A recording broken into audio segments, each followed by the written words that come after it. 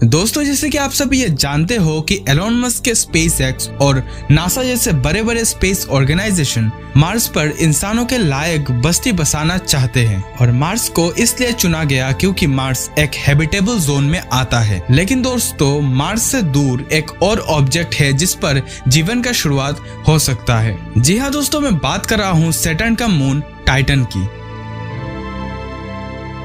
जब कुछ सालों पहले वॉयेजर अपने सफर पर था और सैटर्न के पास से होकर गुजर रहा था, तब वॉयेजर के रिसर्च ने साइंटिस्टों को मजबूर कर दिया टाइटन के ऊपर और अच्छे से स्टडी करने के लिए।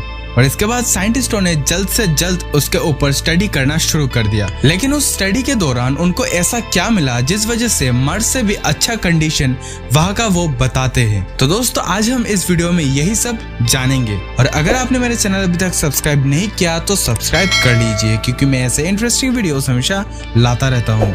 तो हेलो गाइज, मैं हूँ गौरव और आप देख रहे हैं ज्ञान फैक्ट्री। तो चलिए शुरू करते हैं आज का ये वीडियो।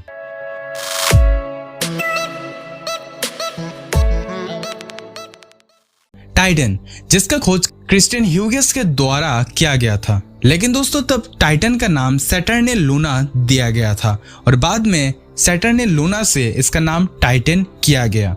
1980 को जब वॉयेजर अपने सफर पर था और साथ ही साथ सैटर्न और सैटर्न के आसपास उसके मून पर भी स्टडी कर रहा था, और उस दौरान साइंटिस्टों को कुछ अनोखे चीज देखने को मिले उस टाइटन मून पर। उनको एक अलग ही एटमॉस्फेयर देखने को मिला। वो टाइटन को अच्छे से देख नहीं पा रहे थे क्योंकि टाइटन के एटमॉस्फेयर बहुत ही डेंस था, जिस वजह से टाइटन का पिक्चर धुंधला आ रहा था। और नासा ये समझ चुका था कि टाइटन पर कई सारे राज छुपे हुए हैं और उन राजों को जानने के लिए हमें वहां पर जाना होगा। और बस बिना देरी किए इस मिशन पर नासा लग गया। लेकिन दोस्तों, ये मिशन इतना आसान नहीं था, क्योंकि तब हम हमसे सबसे दूर वाले मून पर लैंड करने की कोशिश कर रहे थे, जिस वजह से नासा ने ईसा यानी यूरोपियन स्पेस एजेंसी और ASI यानी इटालियन स्पेस एजेंसी के साथ मिलकर इस मिशन को अंजाम देना चाहा। और आखिर वो तीनों बेहतरीन स्पेस ऑर्गेनाइजेशन ने मिलकर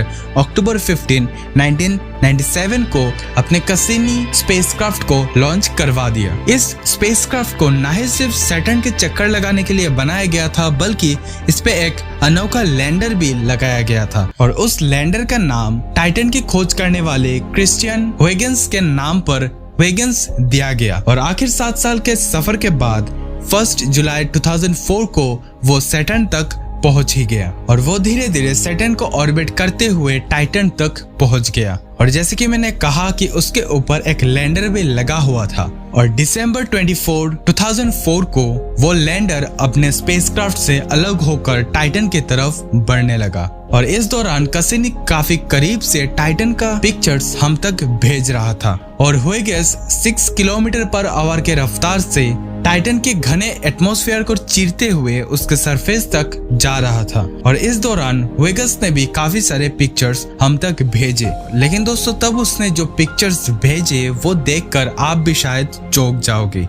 और यह है कुछ पिक्चर्स। इन पिक्चर्स में साफ साफ ये दिखाई दे रहा है हमारे धरती की तरह ही ओशंस या रिवर बने हुए हैं। लेकिन साइंटिस्टों को अभी तक नहीं पता था कि वो ओशंस या रिवर किस चीज के बने हुए हैं। टाइटन के एटमॉस्फेयर में 98.4% नाइट्रोजन, 1.4% मीथेन और 0.1% हाइड्रोजन मौजूद है। अब हमें एटमॉस्फेयर के बारे में काफी कुछ तो पता चल चुका था, लेकिन अभी भी हमें ये नहीं पता चला कि उन पिक्चर्स में क्या थे।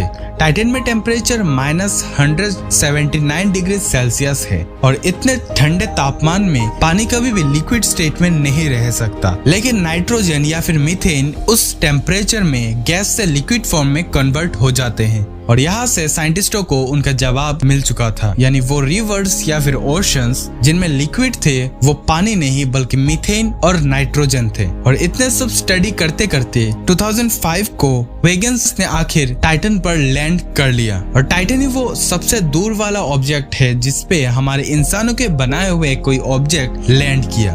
ह्यूगेस ने वहां लैंड करने के बाद काफी दिनों तक कई चीजें ऑब्जर्व किया, जैसे कि वहाँ पे क्लाइमेट चेंज भी होते हैं और वहाँ पे बारिश भी होते हैं, लेकिन मीथेन की। और दोस्तों, साइंटिस्टों के हिसाब से वहाँ पे भी जीवन पनप रहे होंगे, लेकिन वो हमारे धरती पे मौजूद ऑर्गेनिज्म से बिल्कुल अलग होंगे।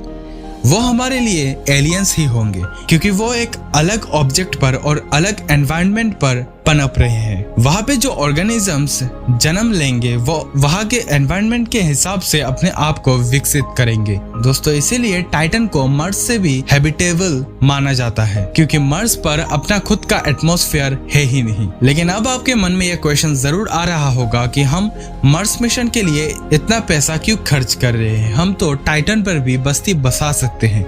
तो दोस्तों जैसे कि मैंने पहले ही कहा, टाइटन पर जाने के लिए हमें 7 साल का समय लगा, और एक बार अगर मिशन शुरू हो गया तो हमें बार बार कई सारी चीजें वहां पे भेजना होगा, और इससे खर्चा काफी ज्यादा बढ़ जाएगा। तो इसीलिए हम पहले हमारे मार्स को हमारे रहने लायक बनाने की कोशिश करेंगे, और फ्यूचर में हम और भी ज्यादा एडवांस होने के लिए और स्पेस मिशन करवाने के लिए टाइटन में मौजूद मीथेन का इस्तेमाल फ्यूल के तौर पर कर सकते हैं। और दोस्तों कैसिनी स्पेसक्राफ्ट, जिस वजह से हमने टाइटन के बारे में इतना कुछ जाना, इस स्पेसक्राफ्ट के लिए एक लाइक तो जरूर बनता है। और दोस्तों अगर अभी तक आपने मार्स मिशन वाला वीडियोस नहीं देखा तो यहाँ पे आपको प्लेलिस्ट मिल जाएगा, वहाँ पे क्लिक करके आप वो वीडियोस देख सकते हो। और जाने से पहले सब्सक्राइब करते जाना मत भूलना। तो चलिए मिलते हैं अगले वीडियो पे।